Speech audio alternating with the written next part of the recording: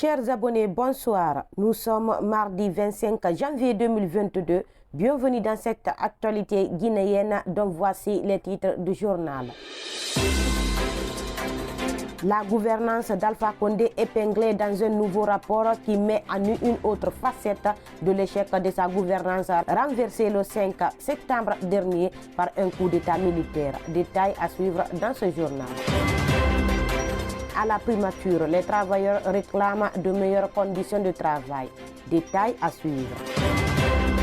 Violence intercommunautaire à Massanta. 17 accusés condamnés à perpétuité. Détail à suivre dans ce journal.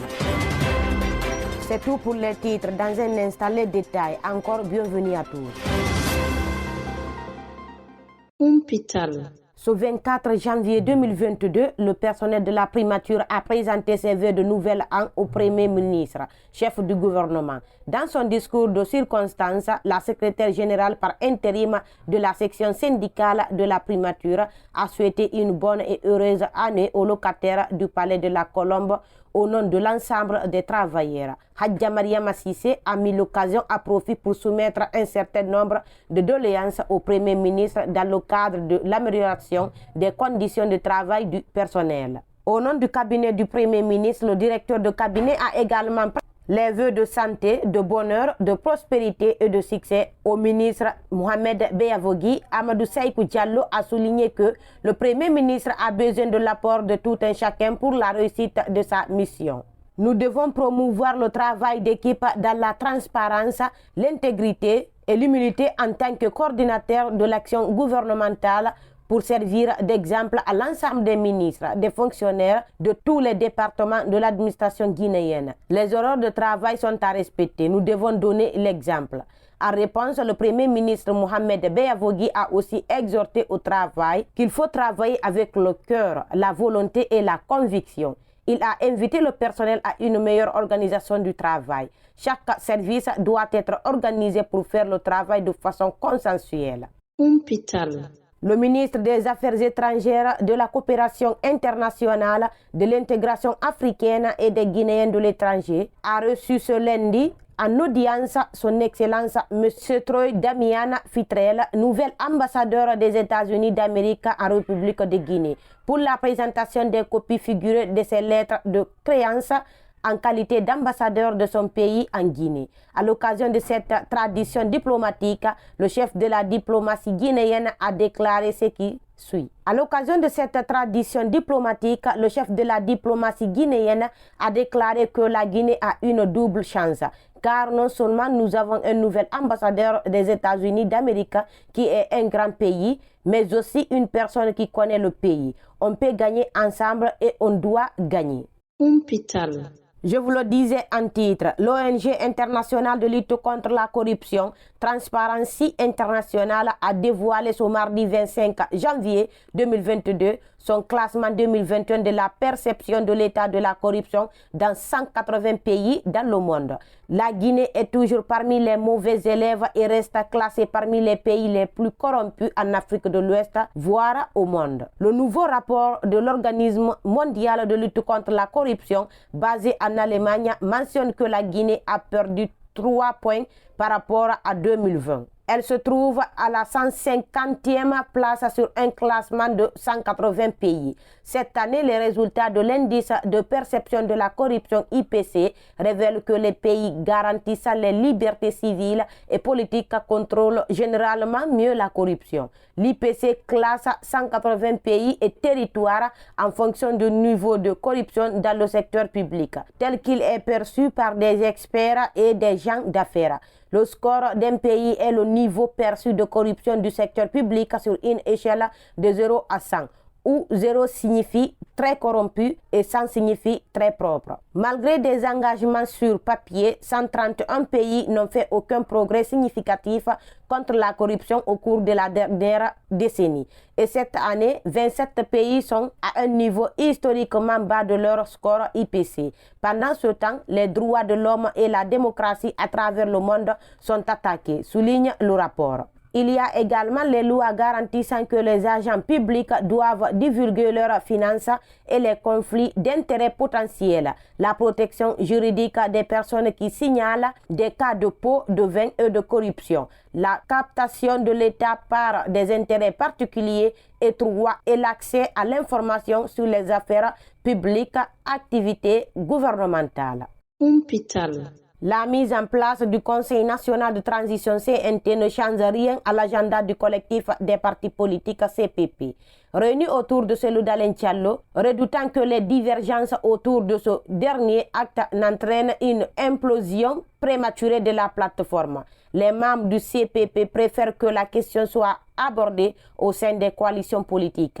En attendant la réunion tenue ce lundi 24 janvier au siège, le CPP rappelle néanmoins que la réussite de la transition reste subordonnée au dialogue. Le dialogue est important parce qu'il permet de prévenir des conflits. Il permet de confronter les idées, surtout dans un contexte où la Constitution est dissoute, où le président élu est déposé, où l'Assemblée élue est dissoute.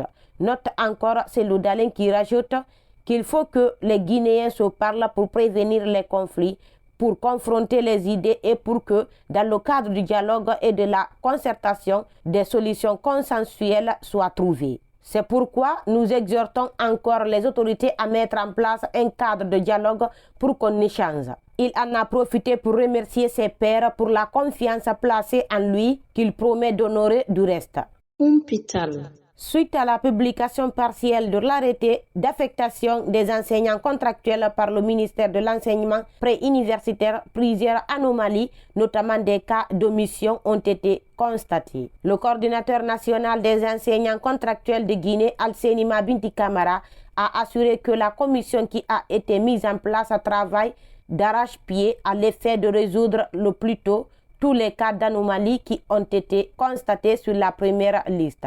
À l'issue de ces travaux, le ministre devrait mettre une commission en place pour vérifier toutes les données qui lui seront remontées. Alsenima Binti dit toutefois regretter des cas d'intrus sur la liste qui a été remontée par les DCE et DPE au département.